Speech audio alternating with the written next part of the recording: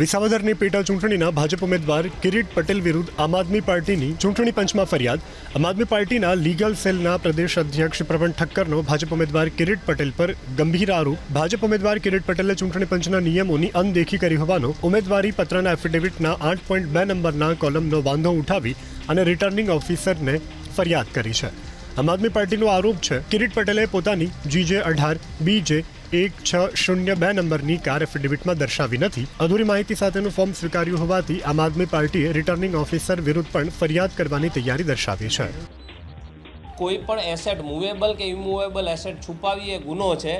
એટલા માટે અમે એમના વિરુદ્ધ અહીંયાથી ઇલેક્શન કમિશન ઓફ ઇન્ડિયામાં અમે ફરિયાદ કરેલી છે.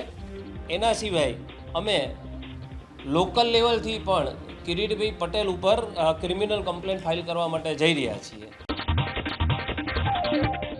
વિસાવદરની પેટા ચૂંટણીના ભાજપ ઉમેદવાર કિરીટ પટેલ વિરુદ્ધ આમ આદમી પાર્ટીની ચૂંટણી પંચમાં ફરિયાદ.